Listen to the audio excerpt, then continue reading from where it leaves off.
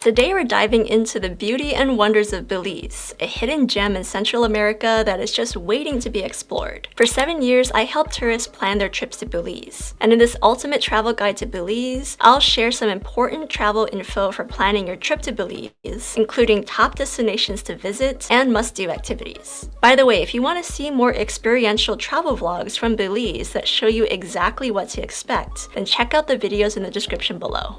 Let's start with a brief overview.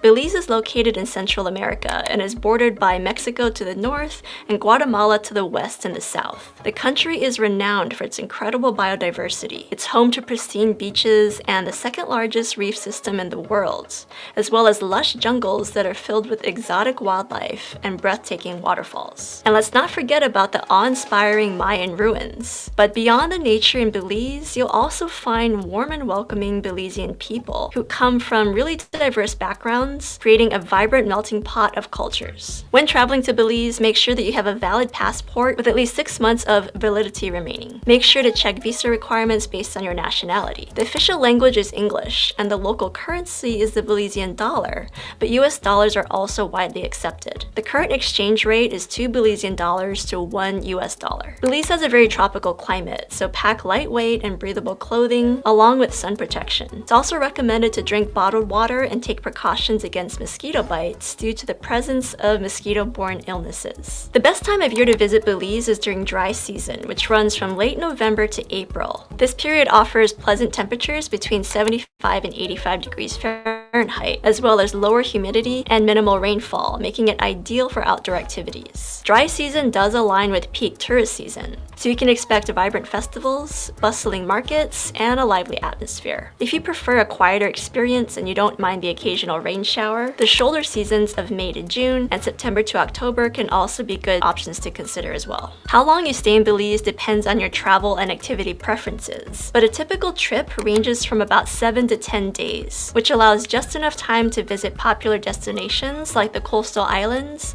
and the inland areas of San Ignacio. However, if you want more extensive exploration, then consider extending your trip to 2 weeks or even more.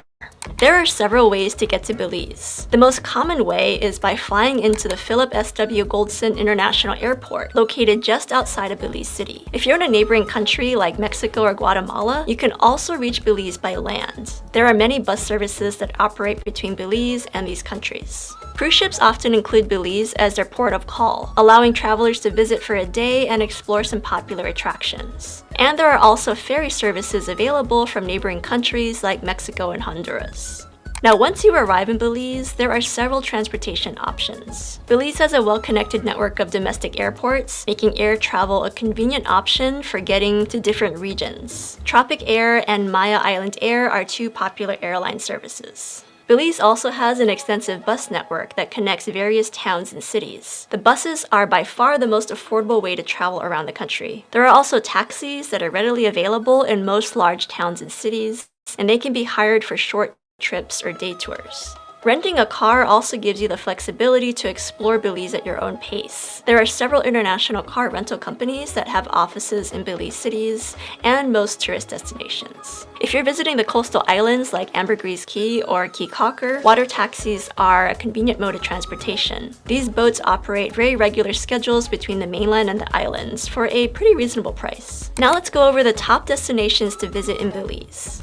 Most people arrive into Belize City by air or by bus. Belize City does have a higher crime rate compared to the rest of the country, and some areas are quite dangerous. Our local hosts in Belize have always warned us to spend as little time in Belize City as possible, and that's what we recommend to tourists as well. From Belize City, we recommend that first-time visitors of Belize to go to 3 places in particular: the coastal islands of Ambergris Caye and Caye Caulker, and the inland town of San Ignacio in the Cayo district. This itinerary gives you a taste of the tropical Caribbean islands, as well as the lush jungles that are home to Mayan ruins. So it's kind of the best of all worlds. So Ambergris Caye is the largest island in Belize. Its main town, San Pedro, is located on the southern part of the island. Most people arrive here via a 90-minute water taxi from Belize City, or via a domestic airplane flight. The island has a low-key, laid-back Caribbean vibe, and it's not overly commercialized. In fact, most people get around here by driving golf carts or riding bicycles.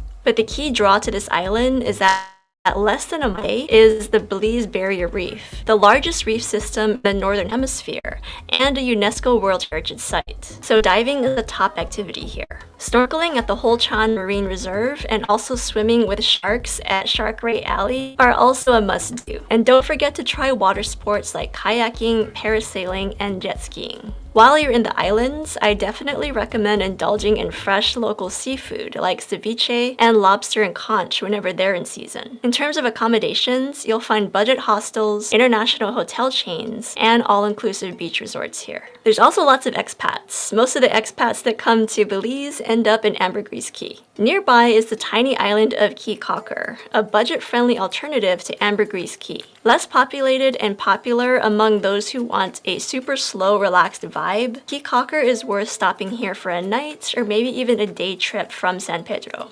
You can get here by water taxi in about 45 minutes from Belize City, or even faster via a domestic plane ride. It's only 5 miles long, so it's very easy to circle this island by foot, bicycle, or golf cart. Like Ambergris Caye, the main draw to this tiny island is water sports, and you can do all of the same water activities. The most popular spot on the island is called the Split, which is named after a channel that divides the island into two. Now, while most people come to Belize seeking tropical beaches, if you really want to immerse yourself in rich Mayan heritage and explore the lush jungles, then you've got to head inland to the Cayo district. San Ignacio is the main town here, and you can get here from Belize City by domestic airline, which is the fastest way, a 2-hour private taxi, or a 3-hour bus ride, which is the cheapest way. Downtown San Ignacio offers many accommodations, restaurants, and a Saturday farmers market.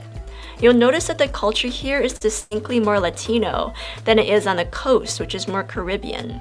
Still, nearly everyone here speaks fluent English, so it's very easy to communicate. For most visitors, the main draw to this area are the ancient Mayan ruins. Unlike the popular Mayan ruins in nearby Mexico, all of the ones in Belize can still be climbed on foot. So the first site you should visit is called Cajalpech, which means place of the ticks in Maya. It's a small Maya site that is just a 10-minute walk away from downtown San Ignacio. It has a calming natural atmosphere and is usually not too crowded. Xanantunich Mayan Ruins is the most popular and iconic Maya site in Belize. Getting here is a 30-minute drive from downtown San Ignacio, and it includes a ride on a hand-cranked ferry over the Mopan River. Xanantunich, which means stone woman, consists of 4 groups of buildings, the tallest being El Castillo, which is 130 feet high. The entrance fee is about $5, and hiring a guide is highly recommended if you want to get the full picture of this really big Mayan site.